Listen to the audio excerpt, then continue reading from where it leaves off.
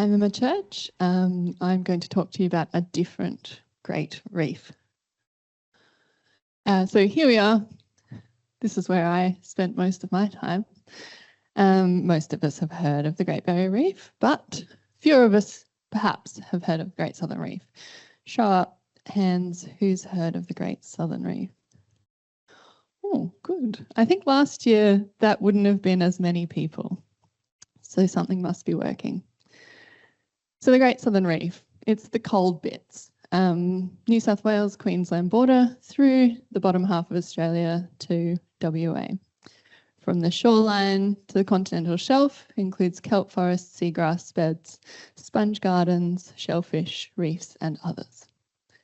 It also includes a vast variety of endemic creatures. Up to 77% of these 5,000 species live nowhere else on Earth.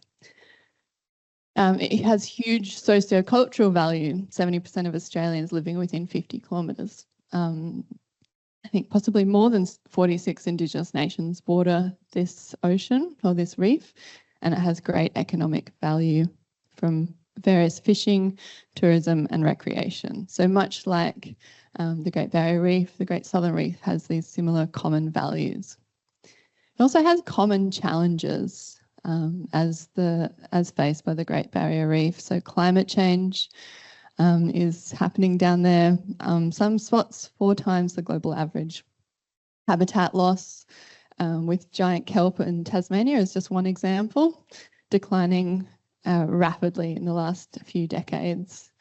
Linked to that is invasive species such as the long-spine sea urchin, which has had similar effects to the crown of thorns starfish here on the GBR. And you've all heard from Yolanda about the impacts of the harmful algal bloom in South Australia this year. To add to that, we have limited resources and knowledge about the connected ecosystems that make up this Great Southern Reef, and that's across ecological and human dimensions. So, the Great Southern Reef Research Partnership was formed, funded by the Ian Potter Foundation to take up this challenge of limited knowledge, and we are working across 3 broad areas of communications, ecological research and socio-ecological research, as well as that partnership of researchers, government and NGOs that come together every few months to discuss common problems and opportunities going forward to create that network across the Great Southern Reef. So I'm leading the socio-ecological aspect of this project, and we're investigating the human dimensions of the Great Southern Reef to understand public perceptions, behaviours and engagement strategies for conservation. So we're asking questions like, what are the key pressures impacting the Great Southern Reef? Are they different? No, not really. They're very similar to what's going on up here. Who are Great Southern Reef stewards? What characteristics are associated with stewardship? How can we best engage and motivate community members for stewardship actions? And how do decision makers use climate information for Great Southern Reef policy across those multiple jurisdictions? So whilst the Great Barrier Reef is one state, we've got 5, which makes an additional layer of complication in coordinating action. So I'm just going to give you a really quick snapshot of some of the preliminary results we've had from one of those pieces of work, which was a general population survey represented by age and gender across each of the 5 states. And the questions were designed to be comparable to the Great Barrier Reef Cell Temp survey. And it's the first comprehensive human dimensions baseline for the Great Southern Reef.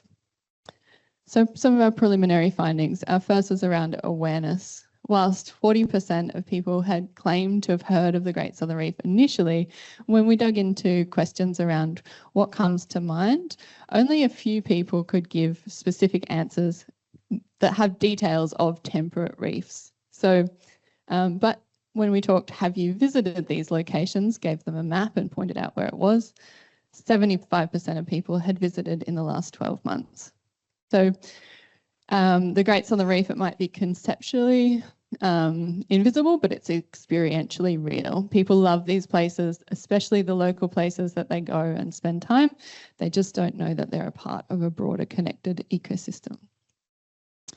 Place attachment and value, really high place attachment. This was surprising to me that it was so high. The aesthetic beauty, the role that it has in well-being for stress and feeling better physically. I was also intrigued that biodiversity was one of the things that people value most, along with the fact that the existence of this ecosystem, even if it doesn't directly benefit them, was something that was really important. And of course, the economic value. So attachment and this high value suggest perhaps good ingredients for future stewardship action. Concern and stewardship action. So the majority of people were at least moderately concerned about pollution, coastal development, habitat loss, climate change, with half of respondents saying climate change to the Great Southern Reef specifically as a threat, and 40% saying that action was needed immediately. So self-reported stewardship behaviours and participation in different types of behaviours. We measured 12, and here's just a few. So we found high participation in sustainable seafood choices, with about 50% having said that they've done that in the last 12 months. Lower participation, but high willingness to try behaviours such as beach cleanups, citizen science, and across a range of other behaviours, we saw this similar low level of participation, but a moderate willingness, which, as our last presenter suggested, represents an opportunity to leverage that willingness with behavioural interventions. So a summary, high attachment, high concern, regular access, people going to these places and enjoying them for a range of activities. Whilst there is low participation in a range of stewardship behaviours, there is good potential there for the ingredients that would be necessary to leverage that intention into action. So we're going to continue with deeper analysis to inform the next steps of designing an experimental communications project to see which messages resonate best with different audiences, and ask further questions around which segments of the population have highest stewardship potential, what are the barriers to action, and how might we connect these places to the local identities that already exist across the Great Southern Reef. Broadly across the project, our next steps are around designing a behavioural influence study, as I just mentioned, and we're also looking to talk with decision makers around how they use climate information to make decisions about Great Southern Reef policy. This was not just me.